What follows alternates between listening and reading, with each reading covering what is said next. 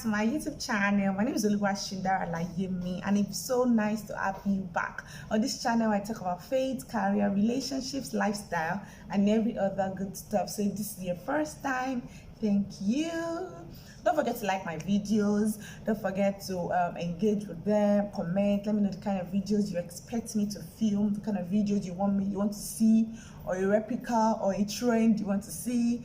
And let me also know your thoughts about my videos. I mean, motivational and developmental feedback, right?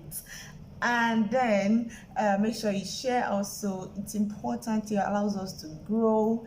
And then please press the notification bell so that whenever I post a video, you'll be the first person to be aware. So welcome back to my channel. Thank you for clicking on this video to watch. And I mean, today I'm going to go back to the wedding planning series. Maybe I should even name all these videos I've been doing recently. I should name it wedding planning series, because I'm gonna be taking you along on this journey of planning my wedding with you.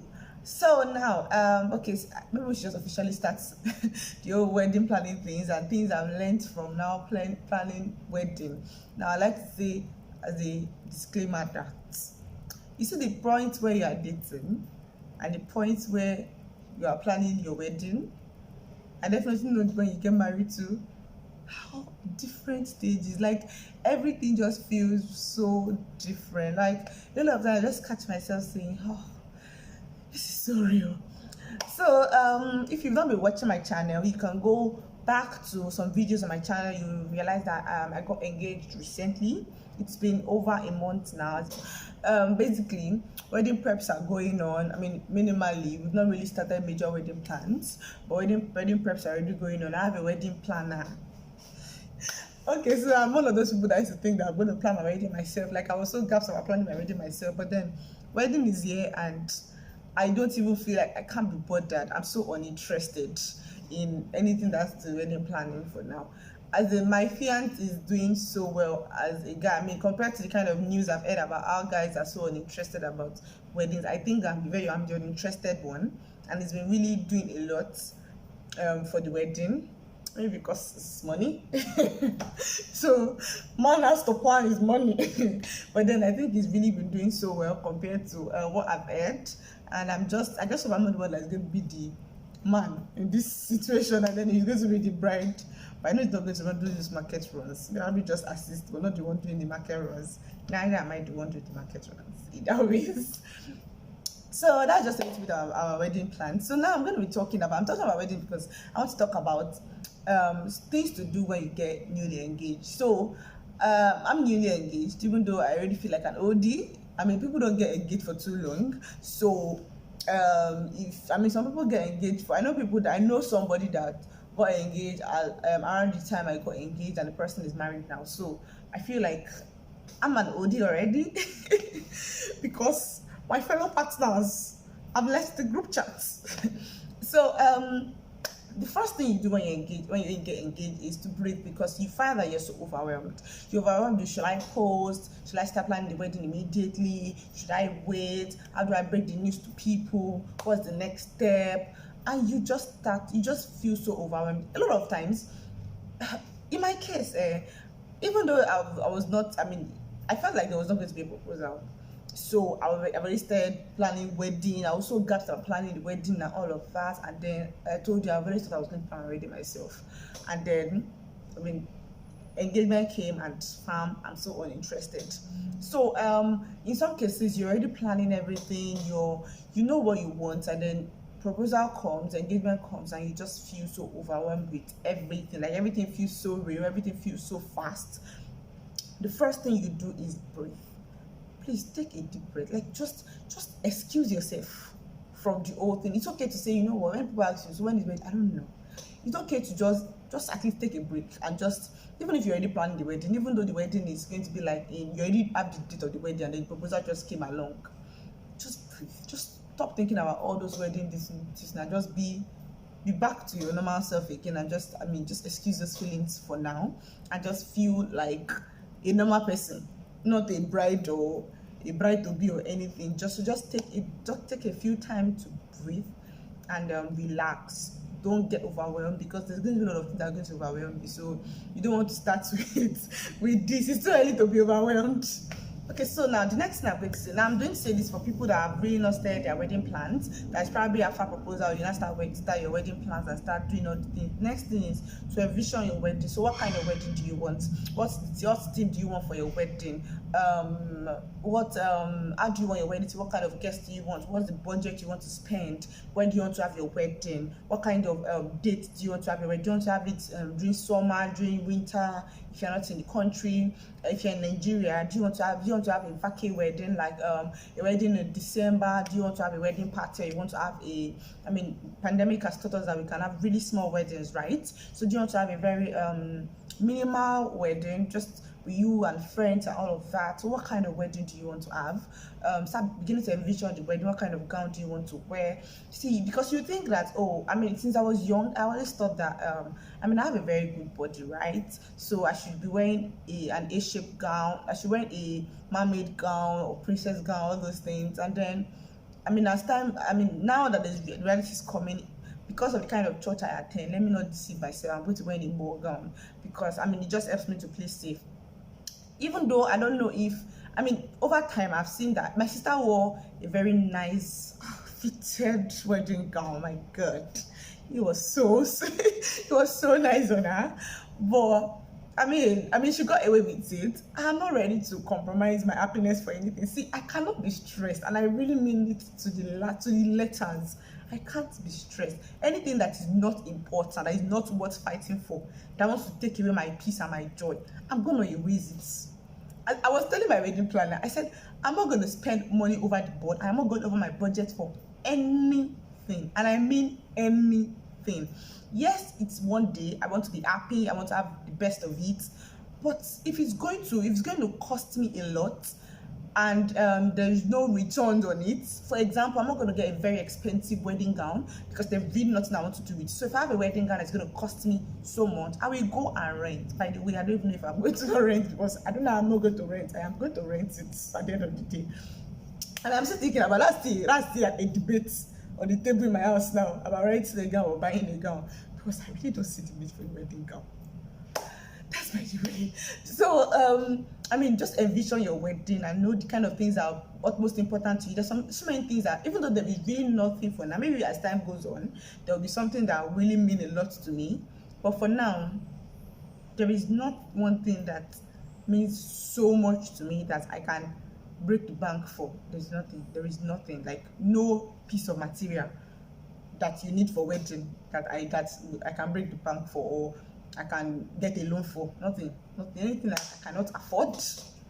We cut it off. Thanks. So envision the kind of wedding you want. Know if there is something that you really need to get. Now you start saving for it and all of that, and start talking to your partner a lot. Your partner, your in-law, carry your in-laws around. I can say this because I've started a little bit of wedding planning, and I have a lot of married people around me who that just got married. If you know me personally, you know there's been a lot of weddings. I've been having a lot of weddings, especially last year and late 2019. So I'm privileged to have a lot of people who just really got married, and we've been having a lot of discussions lately.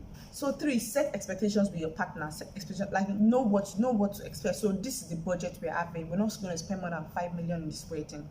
We're not looking out for, and this 5 million naira, myself and my partner made ourselves like never to think about money from anybody, not even family members. Like it, when I was telling him, I was like, what's this family member that are going to sponsor this wedding? Somebody's like, no, we're going to look for how we're going to get our money ourselves. If it comes, good. If it doesn't come, fine. But we're not going to be, we don't ever be in that fix where we need this money, or we think that this person is going to be in charge of this thing and the person can't come through anymore. So the expectations of a partner. I'm expecting that obviously my parents are the ones that take food, that will take care of the food and all of that. Like our both parents will take care of the food and all of that. But at the same time, we have the money for our food somewhere. So in case tomorrow, God forbid, anything can happen, they can run into. They can have a major project that they also need to run to, an impromptu project they need to do, and money is gone in that aspect. What do? We now begin to do we not begin to run around, start looking for money at that particular time? What do we do? Do you get? So we're having like a plan A, plan B, plan C, because I can't be put in a fix.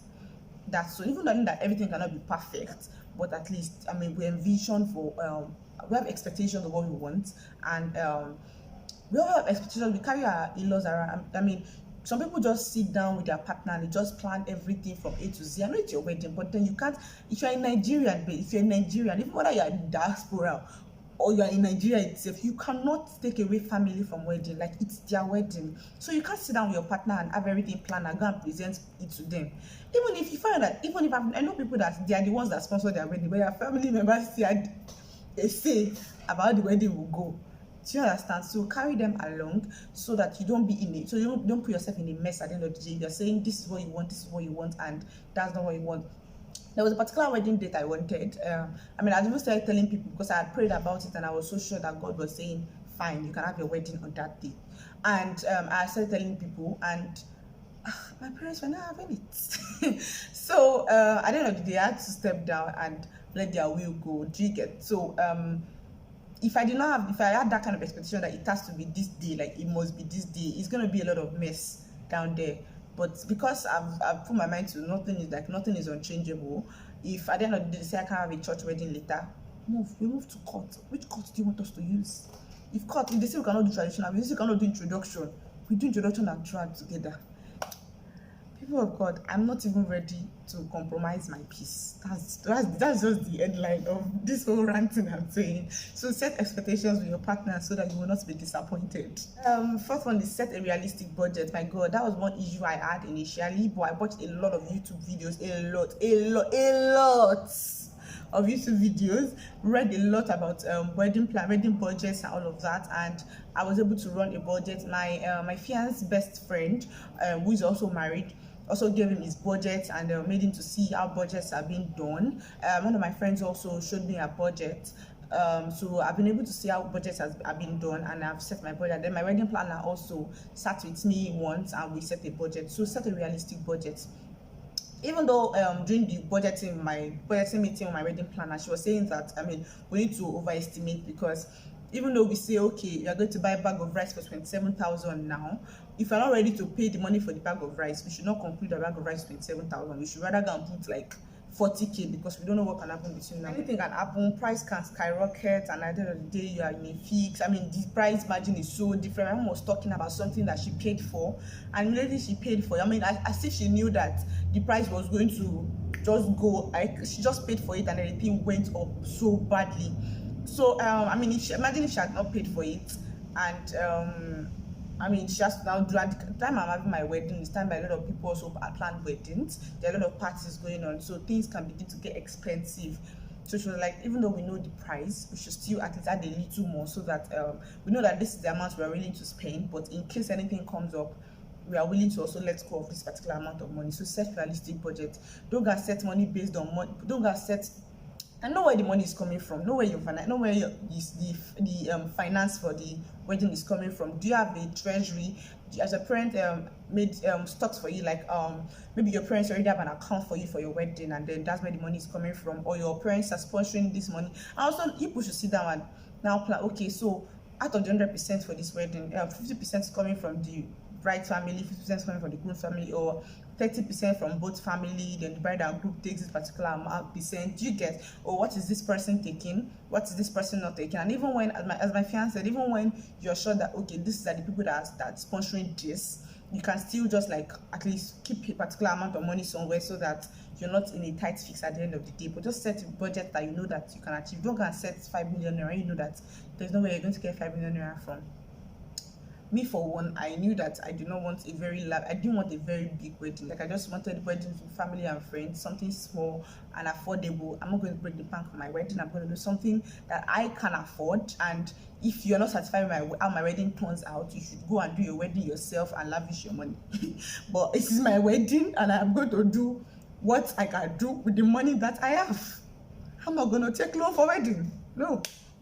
Because everything there, like a wedding, What do you buy that I can use again? I want a very beautiful day. Trust me. I mean, every girl's dream to get married and have a very beautiful wedding, right?